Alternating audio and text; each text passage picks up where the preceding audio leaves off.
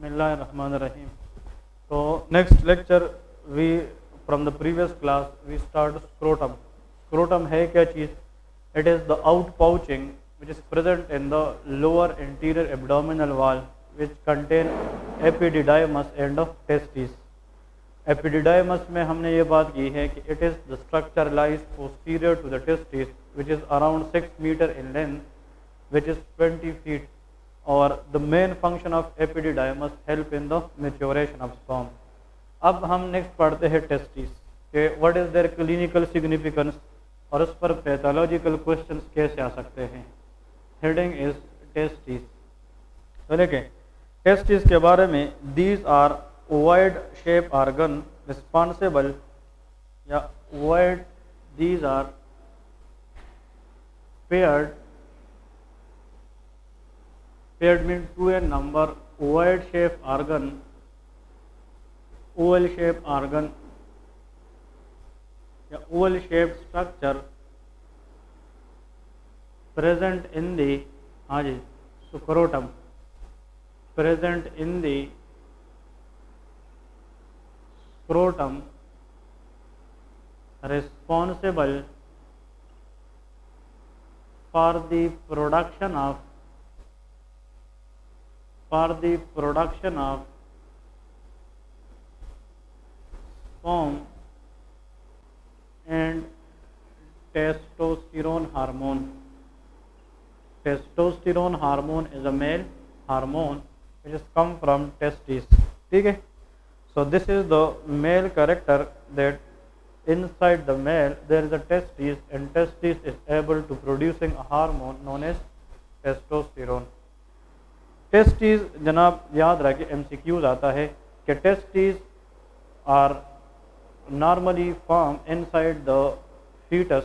जब foetus still inside the mother uterus होता है तो testis are develop in the abdomen, लेकिन जस्ट बिफोर द बर्थ वो टेस्टिस एब्डोमेन से नीचे कहाँ पे आ जाती है, स्क्रोटम में। तो यहाँ पहले कि initially before the birth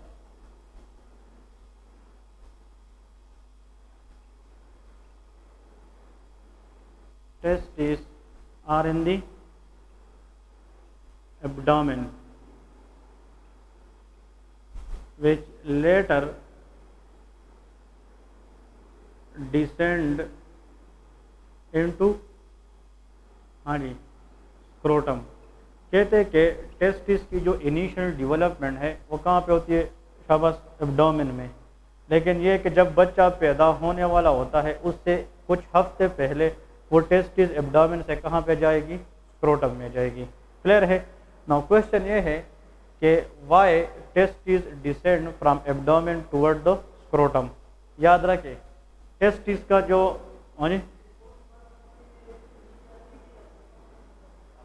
before the birth जाएगी, मतलब ये एक दो हफ्ता पहले जब बर्थ का टाइम आ जाता है तो वो जनाब बच्चे में फिर नीचे डिसेंड डाउन करना शुरू कर देती है और after the birth testis already कहाँ पे होती है, स्क्रोटम में होती है।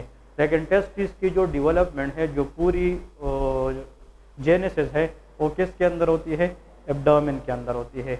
नाउ क्वेश्चन ये है बिकॉज, इसमें लेके because testis need low temperature than abdominal temperature. देखिए intra abdominal temperature is very high और testis is not able to produce sperm and testosterone at that temperature. तो टेस्टिस के लिए याद रखें कि 1 डिग्री लेस देन टेम्परेचर चाहिए as compare to abdominal temperature. अगर एब्डोमेन के अंदर टेम्परेचर 36 है फॉर एग्जाम्पल, तो टेस्टिस को काम करने के लिए कितना चाहिए, 35। ये क्वेश्चन ज़रूर याद रखें कि टेस्टिस का जो बनना है या टेस्टिस की जो प्रोडक्शन है बच्चे में वो अर्ली एब्डोमेन में होती है, लेकिन जस्ट पैदाइश से पहले एक दो हफ्ता पहले वो टेस्टिस स्क्रोटम में आना शुरू कर देती है। लेकिन ये है कि टेस्टिस ऊपर बनते हैं वो नीचे फिर क्यों आती है, इसलिए ताकि वो फिर लाइफ भर अपना काम जारी रख सके। Because testis will not do their efficient work on abdominal temperature, क्योंकि टेस्टिस को काम करने के लिए as compare to intra abdominal temperature क्या चाहिए, कम चाहिए। इसमें क्या लिखा है ये थोड़ा सा आप लोग सुन ले। The testis are paired wide organ responsible for the production of sperm and testosterone. Normal spermatogenesis occur, spermatogenesis is the process of production of sperm. Normal spermatogenesis occur only at a temperature lower than that of abdominal cavity.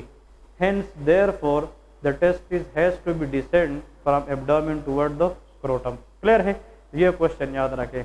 ये लोग question पूछते हैं ना कि यार testis अगर abdomen में बनते हैं तो फिर उसको स्क्रोटम में आने की क्या तुक है, इसलिए कि वो एब्डोमिनल टेम्परेचर के ऊपर स्पर्म प्रोडक्शन नहीं कर सकती और वो नीचे इसलिए जाएगी ताकि वो उसको एडिक्वेट टेम्परेचर मिल जाए जिस पर वो इनफ स्पर्मेटोजेनेसिस करे और टेस्टोस्टेरोन प्रोड्यूस करे।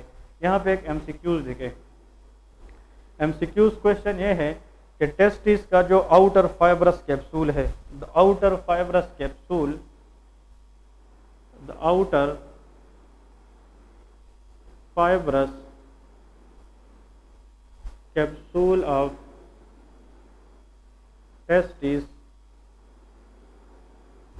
is known as, याद रखें, the outer fibrous capsule of testis is known as tunica albuginea।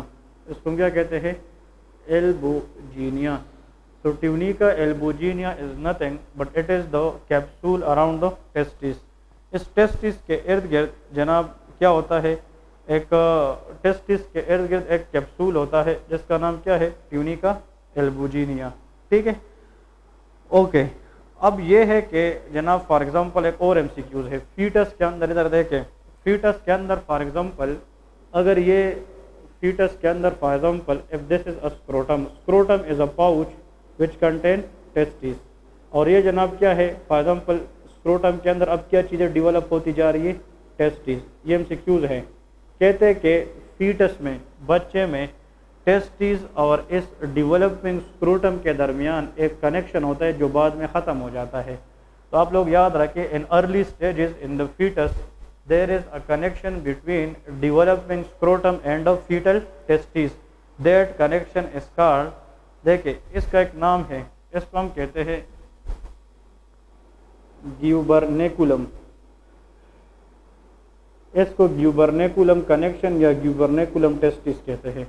Gubernaculum testis is a foetal testis which is still connect with the developing scrotum. इतना important नहीं है लेकिन फिर भी कुछ लोग पूछते हैं कि व्हाट इज ग्यूबरनेकुलम टेस्टिस। ये फीटल टेस्टिस को कहते हैं तब तक जब तक टेस्टिस की connection still there is to the developing scrotum, इसको हम ग्यूबरनेकुलम टेस्टिस कहते हैं। लेकिन ये आप लोगों ने याद रखना है कि अगर हम टेस्टिस की आउटर लेयर या कैप्सूल की स्टडी करें तो उसको हम ट्यूनिका एल्बुजिनिया कहते हैं। टेस्टिस के लिए जनाब blood supply of the testes, blood supply, कि how testis receive their blood supply. Both testis are supplied by testicular arteries. ठीक है, तो both testis are supplied by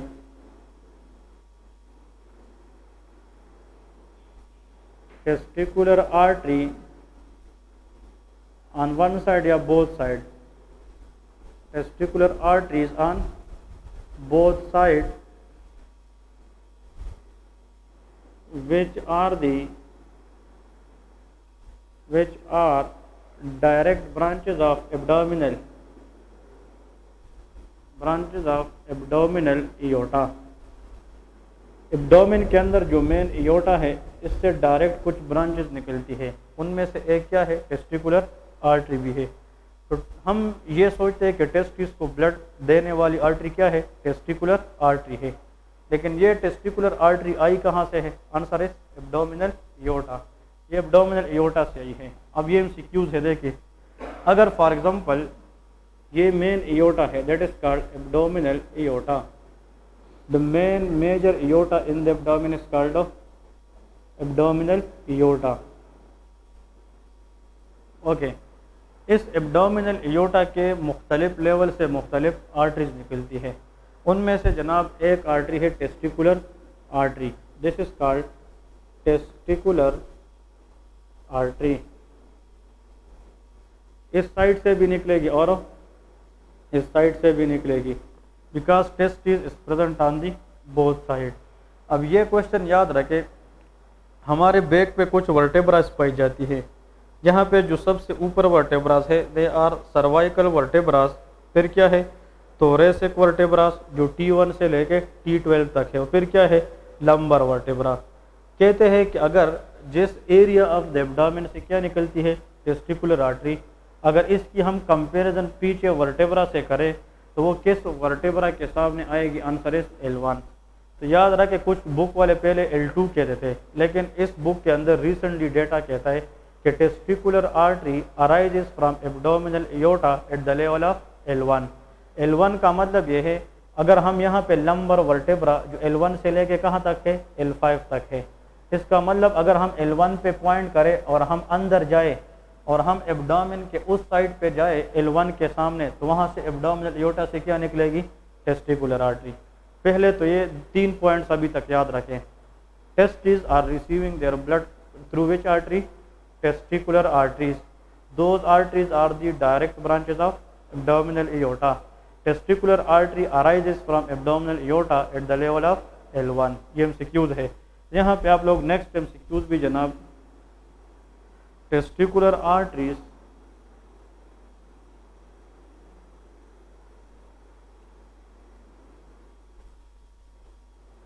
arises from abdominal aorta at the level of L1, lumbar vertebra 1। बहुत important MCQs है कि L1 की level पर आ जाती हैं। ओके जी, अब नेक्स्ट पॉइंट ये है, इधर देखें यहाँ पे कुछ छोटे छोटे लिम्फ नोड्स पाए जाते हैं। देखिए छोटे छोटे क्या है लिम्फ नोड्स हैं। ये किसके इर्द गिर्द है एयोर्टा, ये एब्डोमिनल क्या है एयोर्टा। वो लिम्फ नोड जो इस एब्डोमिन के साइडों पे पाए जाते हैं they are called para aortic lymph node. इसको क्या कहते हैं para aortic lymph node. Para mean around the aorta, the lymph node is called para aortic lymph node. वो हम बाद में कहेंगे, इसका क्लिनिकल सिग्निफिकेंस भी पढ़ेंगे। सबसे पहली बात तो हमने ये की कि टेस्टिकुलर आर्टरी फॉर एग्जांपल इस साइड पे टेस्टिस को भी आएगी और टेस्टिकुलर आर्टरी इस साइड के टेस्टिस को भी ब्लड सप्लाई करेगी। अब जब ये टेस्टिकुलर आर्टरी इस टेस्टिस को ब्लड दे और ये टेस्टिकुलर आर्टरी इसको ब्लड दे, तो इसके बाद इन दोनों से हमने ब्लड लेना भी है। तो ये तो आर्टीरियल सप्लाई है, इसके बाद वीनस सप्लाई भी होगी। तो टेस्टिस को ब्लड देने का काम किसका है टेस्टिकुलर आर्टरी का, लेकिन टेस्टिस से वापस ब्लड लेने का काम किसका है टेस्टिकुलर वेन का है। लेकिन आप लोग याद रखें, वो मैंने जिस तरह बताया यहाँ पे छोटे छोटे क्या पाए जाते हैं veins, these are called pampiniform venous plexus. और ये फिर एक होकर आगे क्या बनाते हैं testicular vein on left side as well as testicular vein on the right side. लेकिन यहाँ पे एक एमसीक्यूज है, बहुत इंपॉर्टेंट एमसीक्यूज है कि जो फॉर एग्जांपल अगर ये हम लेफ्ट टेस्टिस की बात करते हैं और ये हम राइट साइड टेस्टिस की बात करते हैं, सारे सुन ले, लेफ्ट टेस्टिस और राइट टेस्टिस दोनों को ब्लड देने वाली क्या है टेस्टिकुलर आर्टरीज है। फिर उस टेस्टिस से वापस ब्लड लेने वाले वेन्स क्या है टेस्टिकुलर वेन, लेफ्ट साइड का भी है और राइट साइड का भी है। अब वेन जो है ना वेन, इसकी जो ब्लड है ये एट द एंड कहाँ पे आने चाहिए इन्फीरियर वीना केवा में, क्योंकि venous blood should be drain into inferior Veena cava.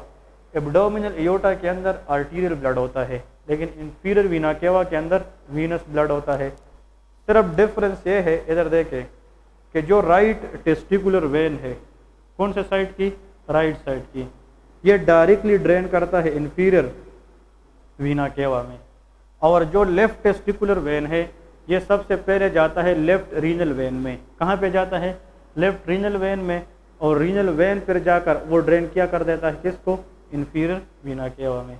तो what is the difference between renal drainage of the left testis and right testis, क्या डिफरेंस है जाम तेज बताओ। Very good. रीनल वेन असल में ब्लड लाएगी लेफ्ट किडनी से, लेकिन इसको एक और वेन भी ड्रेन करती है, that is called left testicular vein. लेकिन राइट साइड की जो वेन है ना वो डायरेक्टली किस में जाएगी, इन्फीरियर वीना केवा। तो आप लोग यहाँ पे लिखे कि एमसीक्यूज हैं कि लेफ्ट रीनल वेन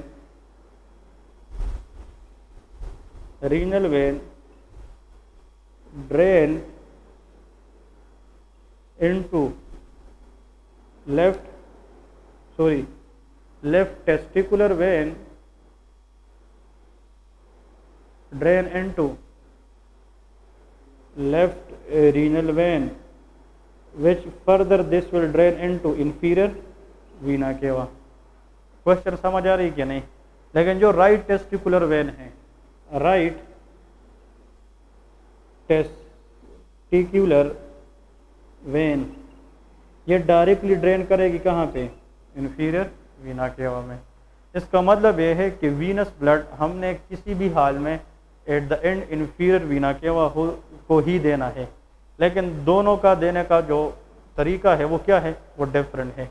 जो लेफ्ट टेस्टिकुलर वेन है वो जनाब क्या करता है, शाबाश, जो लेफ्ट टेस्टिकुलर वेन है वो ड्रेन करती है लेफ्ट रीनल वेन में, तो फिर लेफ्ट रीनल वेन जाकर किसको ब्लड देगी, इन्फीरियर वीना केवा। और जो राइट टेस्टिस से ब्लड है वो डायरेक्ट कहाँ पे जाएगी, इन्फीरियर वीना केवा में। अब आते हैं जनाब एक और डायग्राम की, ये क्लियर है कि नहीं, हाँ जी, okay.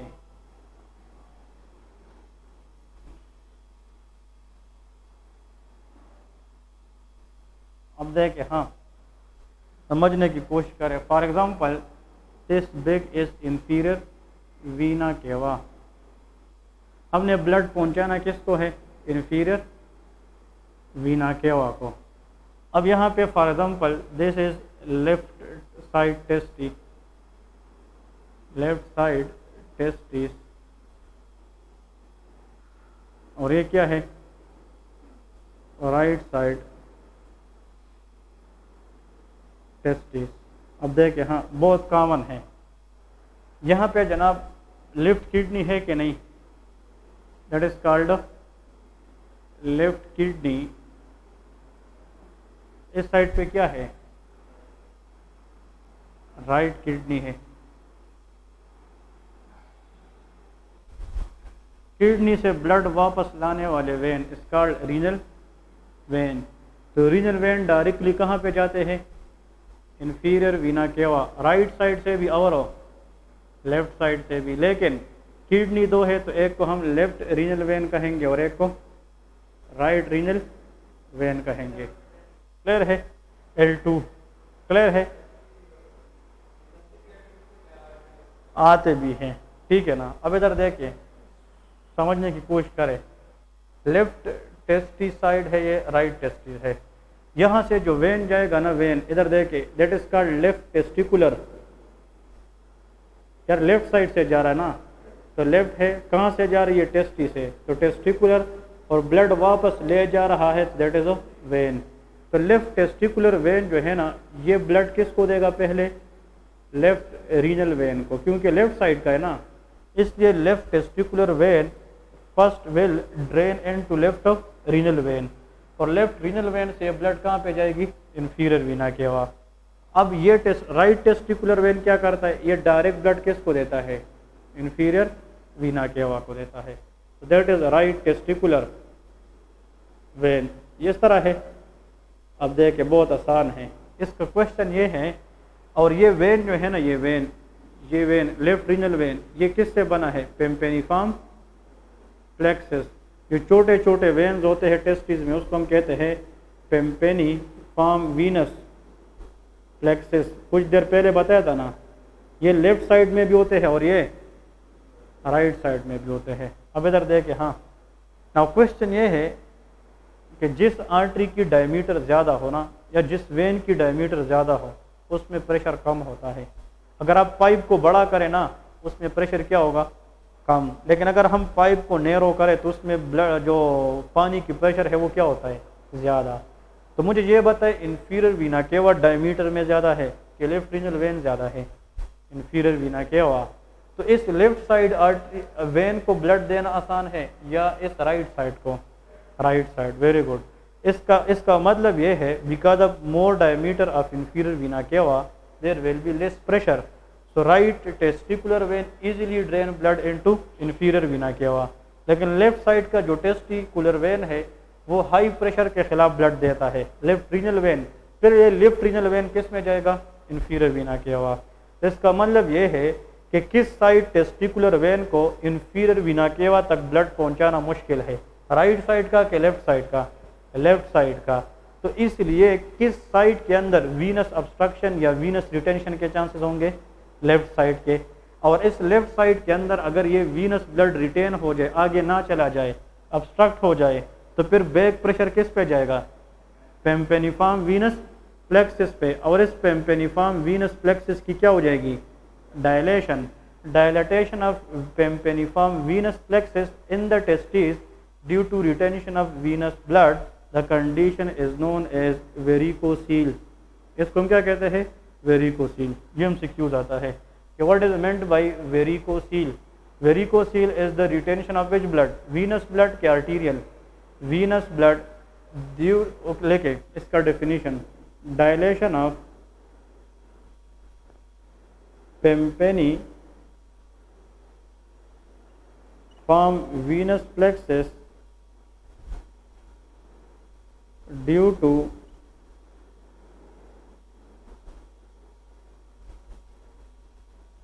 retention of what?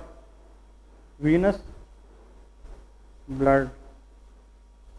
So this scenario is known as varicocele. तो MCQs ये है कि varicocele is most commonly seen on which side of the testis? Left side or right side? Left side. और varicocele left side पे इसलिए common है क्योंकि आप लोगों को नॉर्मल एनाटमी का पता है, क्योंकि left side blood has to drain against more pressure, तो वहाँ पे रिटेंशन के चांसेस ज़्यादा होते हैं। तो अगर आप लोगों को इस ड्रेनेज का पता ना होता, इस एनाटमी का पता ना होता, तो आप वेरिकोसील के बारे में कुछ भी नहीं कह सकते थे। क्लियर है? थोड़ा सा क्लिनिकल नोट जो इधर लिखा है ना बुक में, वो सुन ले। सुन रहे हो? लिखा है कि सुन ले, varicocele is the dilation of the vein of pampiniform plexus which is commonly a disorder found in young adults. In the great majority of varicocele always usually occur on left side because the right side testicular vein drain into low pressure inferior vena cava, whereas left testicular vein drain against the high pressure vein which is the left renal vein, in which the venous pressure is very very high. Very rarely a malignant tumor of the left kidney with invasion of left renal vein may block the exit of testicular vein. इसका मतलब ये है कि varicocele का जो usual occurrence side है वो कौन सा साइड है? वो लेफ्ट साइड है। और कभी कभार अगर कुछ लोगों में लेफ्ट साइड किडनी की कैंसर हो जाए, कहते हैं कि अगर वो कैंसर इन्वेजन करे, मेटास्टेसिस करे, और वो कैंसर जो है ना लेफ्ट रीनल वेन को ऑब्स्ट्रक्ट करे, so this mass can also obstruct the flow of the venous drainage. So left sided kidney tumor, rarely if it is metastasized, and it can obstruct the renal vein on left side of the kidney, so it will also obstruct the drainage of testicular vein on the left side. इसलिए कहते हैं कि left sided kidney cancer sometime also leads to varicocele. Clear है? तो ये points याद रखें। और एग्जामिनेशन पे जब हम स्क्रोटम को देखते हैं ना, तो उसको कहते हैं bags of worm. Bags of worm मतलब पेम्पेनिफॉर्म वीनस प्लेक्सिस, ये छोटे छोटे हैं कि बड़े बड़े? Pampiniform venous plexus are very very small group of veins. तो वॉर्म मीन कीड़े, ये मतलब कीड़ों जैसा जो है ना, हमें स्क्रोटम ऐसा लग रहा है कि इसमें जो छोटे छोटे वेन्स डायलेट हुए हैं वो हमें किस तरह जिस तरह लगे वॉर्म, और scrotum act is a bag. तो इसलिए कहते हैं कि जब ये वेन डायलेट हो जाए so scrotum will be a bag which look like worm appearance. इसलिए worm, bag of worm on examination, wherever a question comes, think about varicocele. And varicocele is nothing but it is the retention of venous blood in the testes which is usually occur on the left side. ये left side पे होता है। Next MCQs question लेके, बहुत common clinical case लेके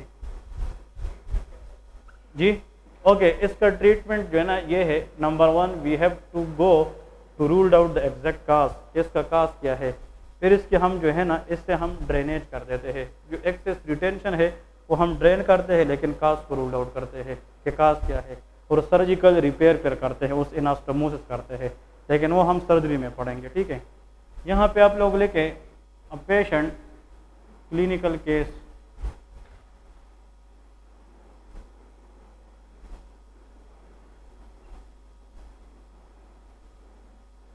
previously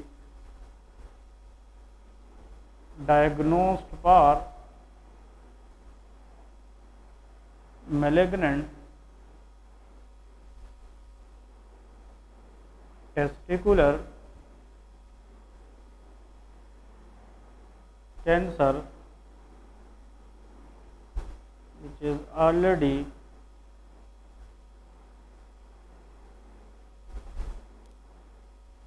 metastasized,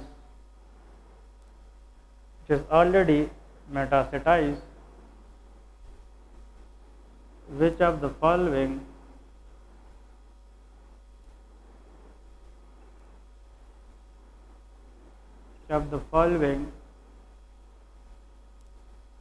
group of lymph node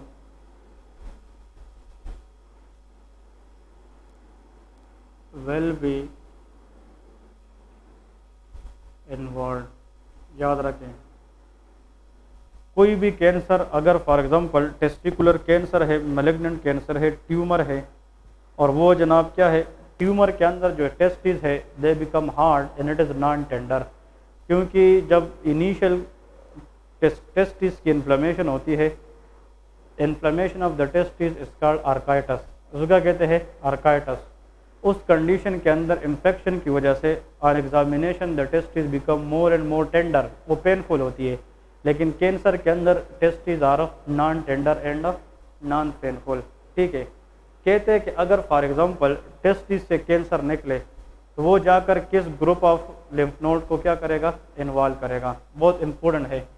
इधर देख के आप लोगों ने ये याद रखना है कि this is abdominal aorta, testis को ब्लड सप्लाई करने वाले आर्टरीज कौन से थे, टेस्टिकुलर आर्टरी, और इस टेस्टिकुलर आर्टरी को अगर हम देखें जिसकी ओरिजिन है ये किस वर्टेब्रा के लेवल पे, और यहाँ पे लिम्फ नोड थे कि नहीं, और इस लिम्फ नोड को हम क्या कहते थे, पैरा आयोटिक लिम्फ नोड। ये रूल है एनाटमी का, लिखना नहीं है, ये रूल है कि जिस आर्गन की कैंसर हो और वो मेटास्टेटाइज करे तो वो सबसे पहले उस जगह पे जाएगी जहाँ से उसकी ब्लड सप्लाई स्टार्ट होती है। ये क्वेश्चन याद रखें। किडनी का कैंसर है तो kidney supplied by renal arteries, renal arteries are the direct branches of abdominal aorta, but at the level of L2 उसमें भी para aortic lymph node involve होंगे, लेकिन किस लेवल पर, L2 पे। तो ये रूल है, रूल, और रूल का मतलब ये है कि ये उसूल है, ये चेंज नहीं हो सकते। कि याद रखें कि टेस्टिस की अगर आप लोगों को ये पता है कि इसकी ब्लड सप्लाई किस आर्टरी से होती है, testicular artery, which is the branches of abdominal aorta eight the level of L1, तो आप लोगों को ये भी आना चाहिए कि फिर इसकी मेटास्टेसिस जाकर किस लिम्फ नोड में जाएगी जो उस एओर्टा के इर्द गिर्द हो। तो इसका आंसर क्या होगा, जाम बताएगा। It will involve para aortic lymph node eight the level of L1, ये आप लोगों ने मेंशन करना है। गुड, और ये बार बार MCQs आता है, पैरा आयोटिक लिम्फ नोड, मेरे ख्याल में ये तो क्लियर है ना अभी, para aortic lymph node eight L1, ये MCQs आता है। बस जहाँ से टेस्टिकुलर आर्टरी में निकलेगी तो वहाँ पे जाकर ये क्या करेगी, वापस लिम्फ नोड को भी इन्वॉल्व करेगी। So these are the commonly question that you people should know at least for the examination purposes. Clear है। इसके बाद हम नेक्स्ट टॉपिक की तरफ जाते हैं। The pure new topic is peritoneum. Heading दे दे कि what is meant by peritoneum, कि पेरिटोनियम क्या है।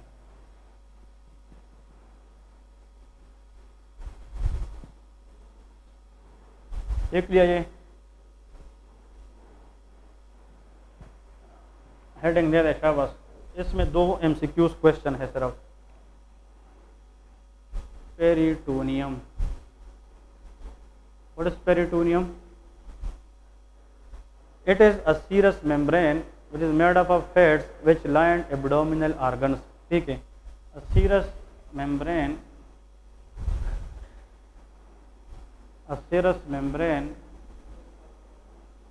serous means which secretes something because it secretes peritoneal fluid. ठीक है, serous membrane which lined mainly the abdominal organ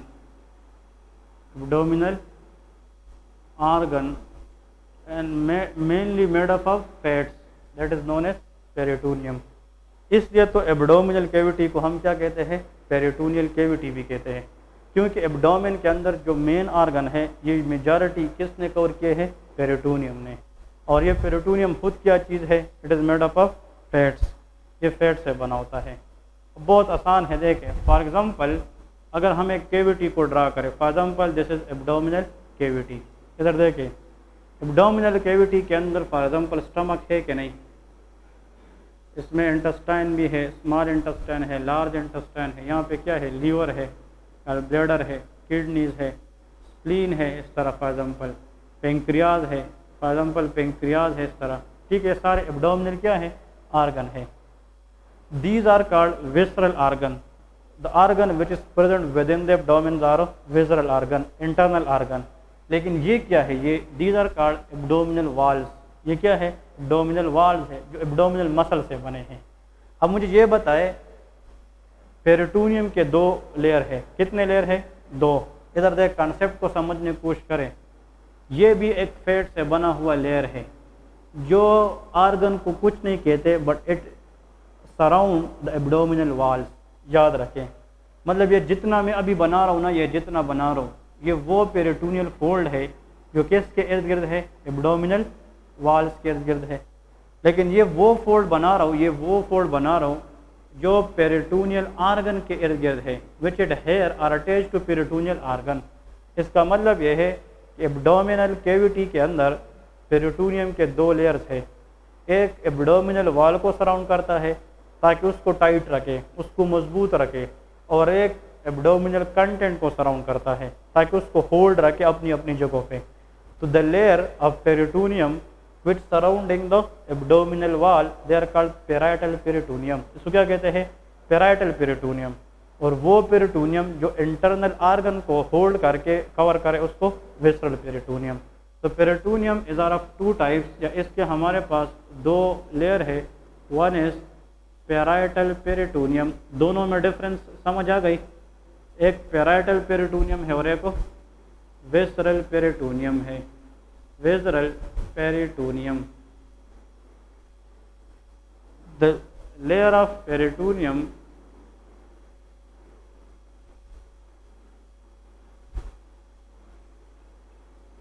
which is attached to what, abdominal walls, abdominal walls। और यहाँ पे लिखे the layer of peritoneum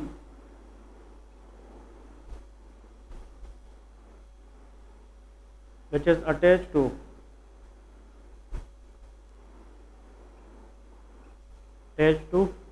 abdominal organ या visceral organ. एक point ये याद रखें, these are known as peritoneal fold. अब देखें अगर हम इस ऑर्गन को पूरी की पूरी इस तरह सराउंड करें तो ये कौन सा है, ये वाला विसरल पेरिटोनियम, ये क्या है, पैराइटल पेरिटोनियम। इस विसरल पेरिटोनियम और पैराइटल पेरिटोनियम के दरमियान ये कैविटी बनती है कि नहीं, the cavity which is created between visceral and parietal peritoneum is called peritoneal cavity. और इस कैविटी के अंदर इससे सिक्रीशन होती है और फ्लूइड बनती है, उसको हम पेरिटोनियल फ्लूइड कहते हैं, जो इस एब्डोमिनल कैविटी को कुशन या फ्रैक्शन से बचाती है। तो यहाँ पे लिखे कि in between these layer the cavity is created known as what, peritoneal cavity. इसको हम स्पेसिफिकली पेरिटोनियल कैविटी कहते हैं। कि विज़रल पेरिटोनियम और इस पैराइटल पेरिटोनियम के दरमियान जो कैविटी क्रिएट होती है उसको मसूद क्या कहते हैं, पेरिटोनियल कैविटी कहते हैं। लेकिन अब क्वेश्चन ये है, इस पेरिटोनियम की मेन जो है ना, मेन वो दो टाइप्स है। Peritoneum is further divided into how many types, two types. इसको हम कहते हैं, एक टाइप पेरिटोनियम को हम कहते हैं ओमेंटम, क्या कहते हैं, ओमेंटम, और एक को हम कहते हैं मेजेंट्री। इसकी सिर्फ मीनिंग पता होना चाहिए ताकि आप लोगों को बाद में पता हो कि what is omentum, what is mesentery. दोनों पेरिटोनियम है, दोनों फोल्ड है, फैट से बने हुए हैं, लेकिन ओमेंटम वो पेरिटोनियल फोल्ड है जो स्पेसिफिकली स्टमक के ऊपर है। मतलब दो स्पेसिफिक पेरिटोनियम या fold which surrounding the stomach is called omentum. यहाँ पे लिखे कि the peritoneal fold, the peritoneal fold which surround what, stomach, it will be known as omentum। और वो पेरिटोनियल फोल्ड जो इंटेस्टाइन से इर्द गिर्द हो या इंटेस्टाइन को होल्ड रखे उसको क्या कहते हैं, mesentery. So the peritoneal fold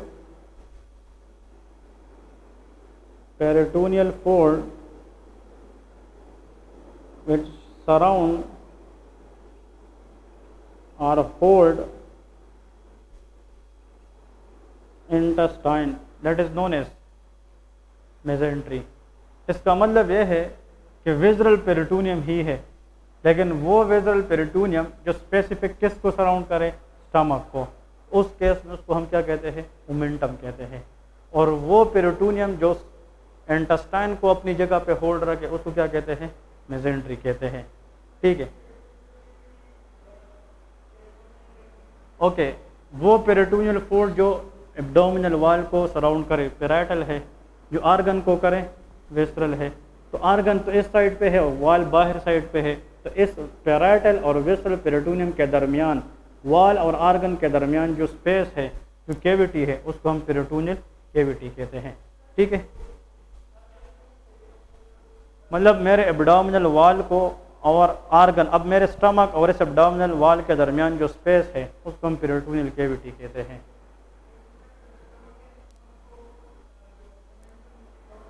हाँ, नहीं, देयर इज नो स्पेस, क्योंकि एक ही कवरिंग है, क्योंकि पैराइटल पेरिटोनियम तो बाहर है। मतलब यह कि अब ये विस्ट्रल पेरिटोनियम ही है जिसको हम ओमेंटम कहते हैं, सिर्फ स्पेसिफिक नाम दिया है, वरना फिर इस स्पेस, इस कवरिंग और इसके दरमियान जो ये स्पेस है ना, तो फिर ये क्या है, पेरिटोनियल कैविटी कहते हैं। अब इधर देखिए एक क्वेश्चन आता है, stomach is present in the epigastric area, कहाँ पे है, एपिगैस्ट्रिक। तो स्टमक अगर हम ले रहे तो बिल्कुल इस तरह स्ट्रक्चर है कि नहीं, इधर देखिए stomach, this part of the stomach is called greater curvature. इसको क्या कहते हैं, ग्रेटर कर्वेचर। ये कर्व है कि नहीं, कर्व, और ये इलाका देखिए ये एक कर्व की तरह है कि नहीं, इसको हम क्या कहते हैं, लेजर कर्वेचर। ये लेस कर्व है और वो ज़्यादा कर्व है, तो एक लेसर कर्वेचर है और एक ग्रेटर है। और इस पार्ट ऑफ द स्टमक को हम कहते हैं फंडस, क्या, फंडस ऑफ द स्टमक। अब इधर देखें, अगर मैं ऐसा खड़ा हूँ ना तो मेरा स्टमक तो इस तरह है ना, बिल्कुल ये एक स्टमक इस तरह एक जे शेप है कि नहीं, जे शेप। इसका मतलब ये है जो मेरा ग्रेटर कर्वेचर है वो लेफ्ट साइड पे है कि राइट साइड पे, लेफ्ट पे है। आप लोग खुद अपने स्टमक पे फोकस सोच ले, स्टमक ऐसा है तो greater curvature is on the left side which faces the spleen, जिसके सामने क्या है, spleen. Spleen is the largest immunological organ is present on the left side. लेकिन जो लेसर कर्वेचर है वो किस साइड पे है, right side, and it faces the liver. ये किसको फेस करता है, लीवर। तो liver is in the right upper quadrant which face the lesser curvature, और जो ग्रेटर कर्वेचर है वो किसको फेस करता है, स्प्लीन को। अब देखें इसके इर्द गिर्द ये क्या है, पेरिटोनियल कवरिंग है कि नहीं, लेकिन the peritoneal covering which surrounding specially the intestine is called omentum. उसको क्या कहते हैं, ओमेंटम। हमने कहा था ना कि वो पेरिटोनियल फोल्ड या विस्ट्रल पेरिटोनियल फोल्ड जो स्टमक को स्पेसिफिक सराउंड करे तो उसको क्या कहते हैं, omentum.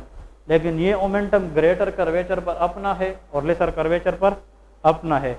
The omentum which surround the lesser curvature is lesser omentum and that is known as greater omentum. Omentum further कितने टाइप्स का है? दो। Answer is lesser omentum and greater omentum. सिर्फ कंसेप्ट पता होना चाहिए। तो लेसर ओमेंटम और ग्रेटर ओमेंटम में ये फर्क है। तो लेसर ओमेंटम लेसर साइड पे है, लेसर कर्वेचर पे है, ठीक है। और एक क्या है? ग्रेटर ओमेंटम, ये किस साइड पे है? ग्रेटर कर्वेचर की साइड पे है। क्लियर है कि नहीं? तो इस लेसर ओमेंटम के नीचे लिखते जाए तो फोल्ड विच सराउंड लेसर कर्वेचर, जल्दी जल्दी लिखे, the fold surrounding laser curvature, और इसमें लिखे the fold surrounding greater curvature. एक पॉइंट तो ये है।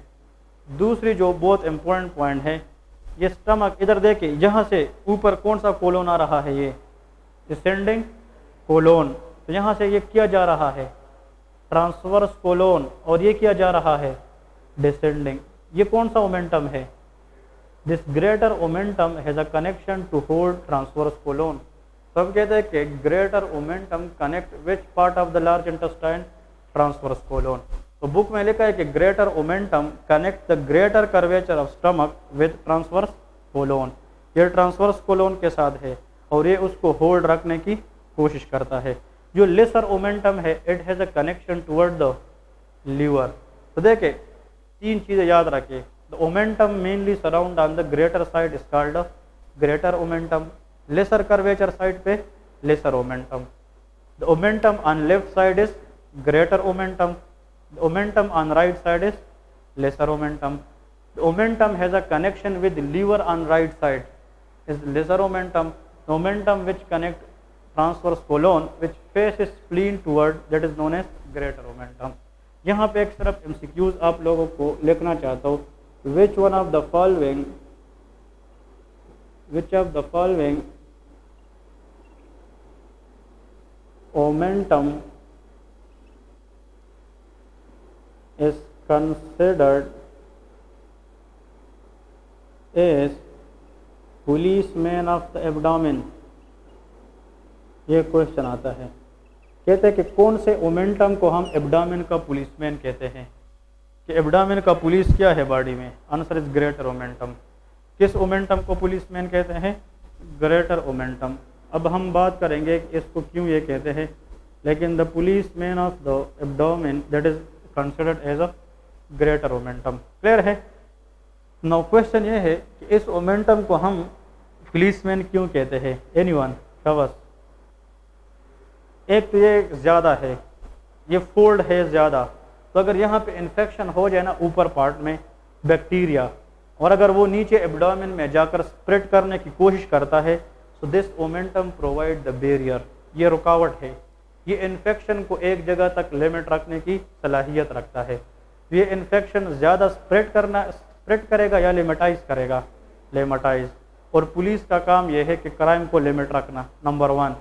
दूसरी बात, एक तो ये बैक्टीरिया को स्प्रेड करने से बचाता है। यहाँ पे देखिए ग्रेटर ओमेंटम, इसका रीज़न लिखे because it prevent the spreading of infection. ये बात क्लियर है? एक तो जनाब ये इन्फेक्शन की स्प्रेड को क्या करता है? बचा देता है, नंबर 1 पॉइंट। नंबर 2 पॉइंट मसूद ये है कि ग्रेटर ओमेंटम, ये तो खुद क्या है? फोल्ड है पेरिटोनियम का, फैट से बना है ना। इसके अंदर मैक्रोफेजेस पाए जाते हैं। क्या पाए जाते हैं? मैक्रोफेजेस। और macrophage has the ability of phagocytosis. और जहाँ पे भी मैक्रोफेज होगा वो बैक्टीरिया को खाने की एबिलिटी रखेगा। तो इन्फेक्शन को ख़त्म भी कर सकता है और इन्फेक्शन को स्प्रेड होने से भी बचाता है। इन दोनों रीज़न की वजह से इसको क्या कहते हैं? Policeman of the abdomen. It have phagocytic activity.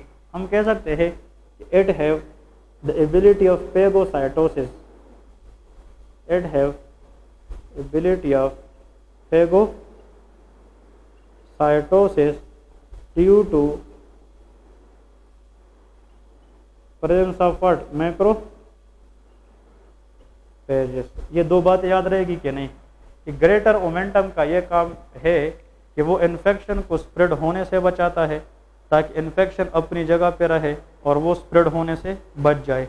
दूसरी इसमें इम्पोर्टेंट बात यह है कि जो ग्रेटर ओमेंटम है इसके अंदर मैक्रोफेज पाई जाती है और macrophage has the ability of phagocytosis. Clear है? सो इतना याद रखें। इसके बाद हम ब्लड सप्लाई की तरफ जाएंगे कि फोर गट, मिड गट, हाइंड गट की ब्लड सप्लाई क्या है। इस एब्डामिन के अंदर जो मेन चीज़ रहता है that is coeliac trunk, superior mesenteric artery, inferior mesenteric. आप लोगों ने नाम सुना होगा पोर्टो सिस्टेमिक एनास्टोमोसिस या पोर्टल सिस्टम नाम सुना होगा, वो चीज़ है। तो उस पर 3-4 क्लास लगी फिर एब्डामिन ख़त्म हो जाएगा। ठीक है, इसमें मेन यही चीज़ें है बस। ठीक है, ओके।